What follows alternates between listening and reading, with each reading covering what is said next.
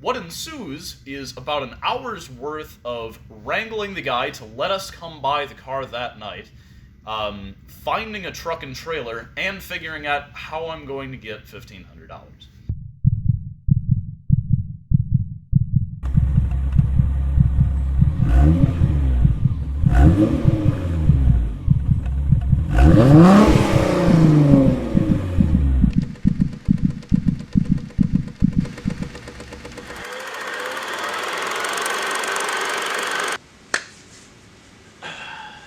This is my 1986 Alfa Romeo GT-V6. I remember, I was 17 years old, and I was eating at some Italian restaurant in West Dallas, and I walked out, and somebody brought it was like an early 80s Fiat X19. It was silver. It had the really ugly U.S. crash spec bumpers on it, and I mean, it was completely it was the most different thing that I'd ever seen from anything else in the parking lot. That, I think, was the big moment in getting me into mostly Italian cars. Some German. After a very long stint of trying to find one, I have found it. It is this 1986 Alfa Romeo GT-V6. This car is, by a lot of metrics, one of the best from the period that it was made in. And people like Jeremy Clarkson, they tout it all the time. It's one of his favorite cars, as a matter of fact. And even in period, this was a favorite of all the auto reviewers. Everybody had something nice to say about it. And there's not really a car that's more characterful from Alfa Romeo in the 80s than this. It is front-engine, 2.5-liter V6, and rear-wheel drive, obviously. It's got a transaxle and rear inboard brakes, which is a very interesting design choice. It's not that fast, but it is one of the best-sounding V6s that you can buy. That holds true for when it was made and even today. I searched for this car for about 5 years, and I just thought it was unattainable because everybody seems to think that theirs is worth at least $10,000 no matter how much work you have to put into it. And if you know anything about Italian cars, you know already that they rust quite badly. So I looked at probably 3 or 4 of these that were actually the 4-cylinder version of these, so they weren't even the V6. And the owners wanted too much, they needed way too much work. But this one is a very good starting point for a car that I think I'm going to enjoy for a very, very long time.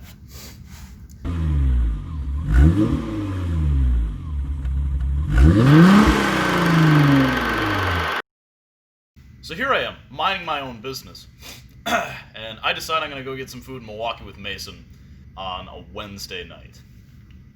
So this is after work. I already put in quite the day, and my buddy sends me a marketplace listing for a $1,500 Alfa Romeo GT-V6 in Illinois. I'm like, wow, all right.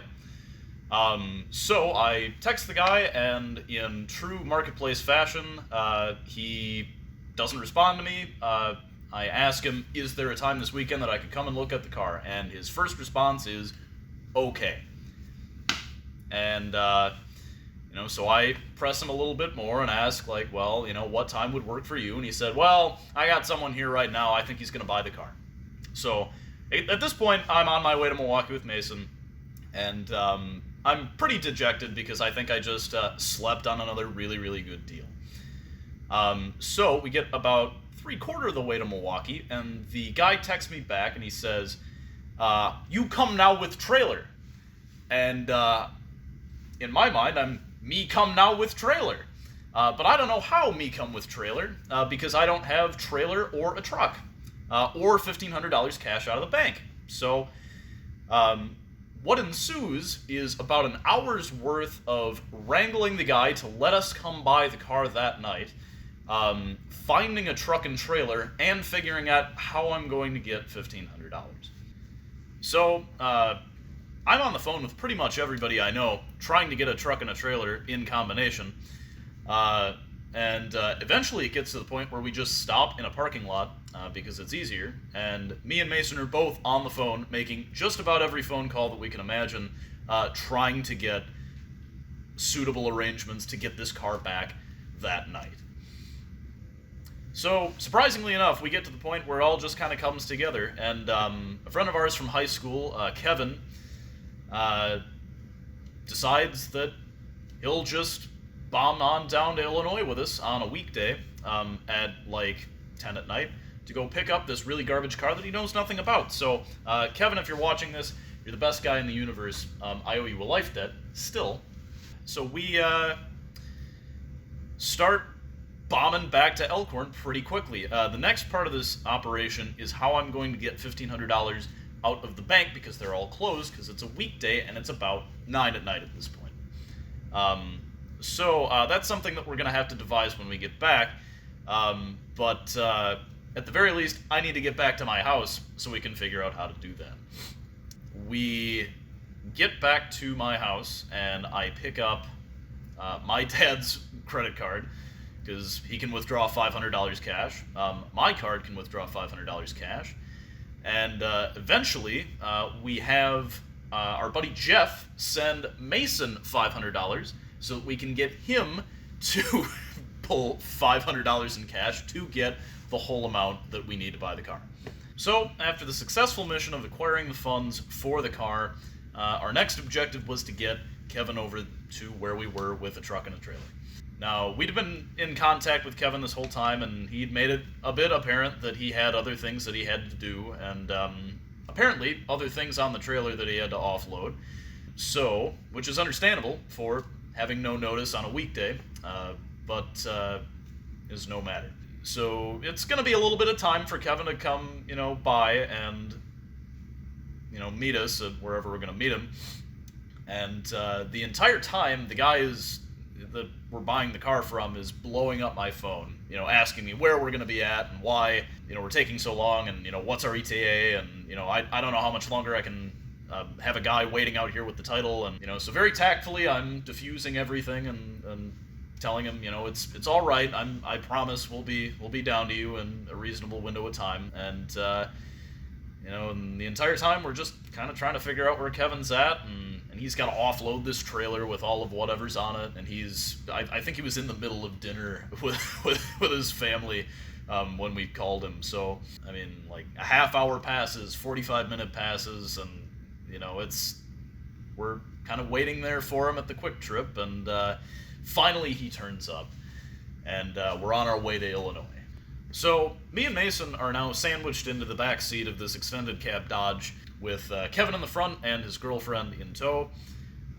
So my knees are pretty much in my throat, and I'm on my way on about an hour and a half drive to Illinois to look at a car completely sight unseen to go buy for $1,500 cash. I have no idea what this looks like, and I know enough about these cars to understand that it is pretty improbable that it's going to be any state other than garbage.